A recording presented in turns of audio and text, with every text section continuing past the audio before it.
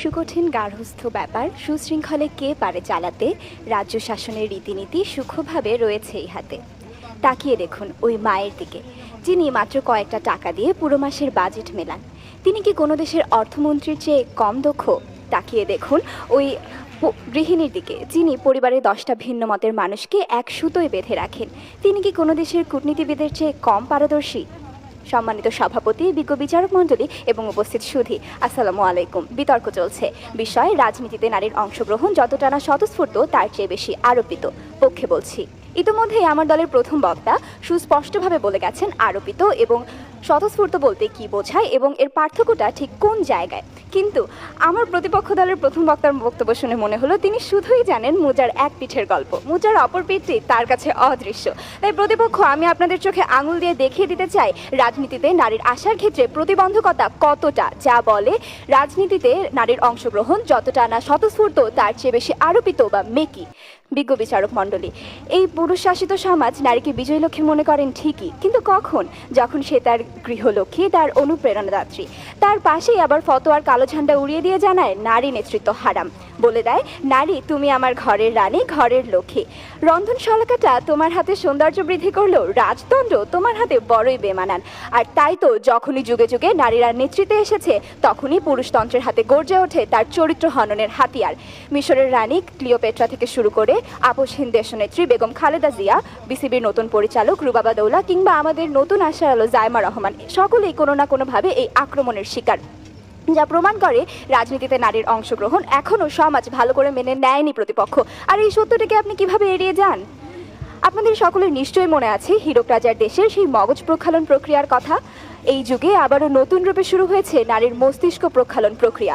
গত 18 মাসে আমরা নারীর মানসিক দাসত্বের যে পরিচয় দেখি, তাতে রাজনীতিতে নারীর স্বতঃস্ফূর্ত অংশগ্রহণ তো দূরের কথা, নারীর ব্যক্তি স্বাধীনতায় আজ হুমকির সম্মুখীন, যা তাদের শুধুই প্রলোভন দেখায় 5 ঘন্টা কর্মসময়ের পৃথক পরিবহন ব্যবস্থার। সমাজ তাদের তৈরি করে দিতে চায় পিঙ্ক টয়লেট, শুধু দিতে চায় না রাজদণ্ড। বিজ্ঞ বিচারক মণ্ডলী, দেখুন দীর্ঘ এতগুলো বছর নারী নেতৃত্বের অধীনে থেকেও আজ যখন নারী নেতৃত্বই প্রশ্নবিদ্ধ, তখনই স্পষ্ট হয়ে ওঠে রাজনীতিতে নারীর অংশগ্রহণ কতটা স্বতঃস্ফূর্ত। তাই এই যুগের মিনাদের কাছে আশ্চর্য প্রতিবেদ জিন এসে যখন জিজ্ঞাসা করে, মিনা তুমি কি হইবার চাও, তখন মিনার আর বলতে পারে না আমি প্রধানমন্ত্রী হইবার চাই, কারণ তাদের কণ্ঠ আজ খামচে ধরছে জাতির সেই পুরনো শকুন। বিজ্ঞ প্রতিপক্ষ, যখন বর্তমান অবস্থা এই, তখন আপনি কিভাবে বলতে পারেন রাজনীতিতে নারীর অংশগ্রহণ স্বতঃস্ফূর্ত? সম্মানিত সভাপতি, বিভিন্ন রাজনৈতিক দলে নারীর অবস্থান সুদৃশ্যমান, কিন্তু আসলে তা খুবই সীমিত এবং মেকি। কেবল দলের অবস্থান দৃঢ় করার জন্যই নারীদের ফ্রন্ট লাইনার হিসেবে ব্যবহার করা হয়। স্থানীয় সরকার পর্যায়ে দেখা যাক না। প্রতিপক্ষ, আপনারা ওয়েমেন এম্পাওয়ারমেন্টের যে চশমাটা পরে আছেন তা খুলে একবার দেখুন। ইউনিয়ন পরিষদে নারী সদস্যদের যে যখন চা বানানো হয়, ঠিক তখনই পুরো সদস্যরা মিলে বসে বরাদ্দ ভাগাভাগি করেন। যেখানে নারীর সিদ্ধান্ত গ্রহণ, রাজনীতিতে নারীর অংশগ্রহণের ভূমিকা পালন করতে পারত, সেখানে নারীরা শুধুই ব্যবহৃত হয় দাবার গুটি হিসেবে। এখন এটিকেও কি আমার প্রতিপক্ষ স্বতঃস্ফূর্ত রাজনৈতিক আকাঙ্ক্ষা বলে আখ্যায়িত করে যাবেন? প্রশ্নটি রয়ে গেল। এবার আসুন আপনাদের একটি বাস্তব ঘটনা বলি। সম্প্রতি ঘটে যাওয়া জাতীয় সংসদ নির্বাচনের দিন আমার মা যখন বাসার খালাকে জিজ্ঞাসা করলেন, তুই ঠিক করেছিস কোথায় কাকে ভোট দিবি?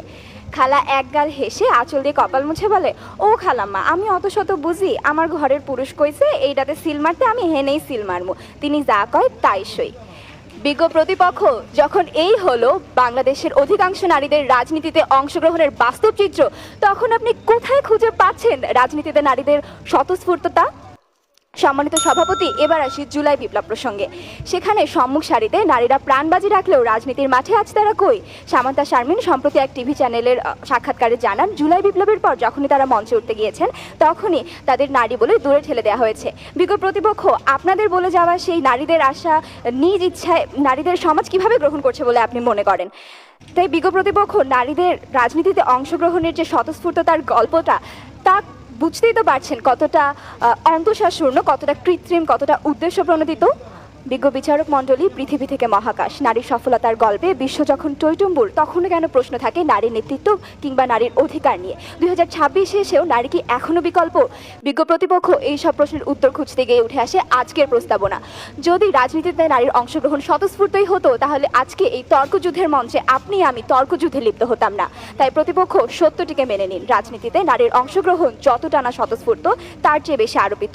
আমি আবারও বলতে চাই, প্রতিপক্ষ, রাজনীতিতে নারীর অংশগ্রহণ যতটা না স্বতঃস্ফূর্ত, তার চেয়ে বেশি আরোপিত। ধন্যবাদ।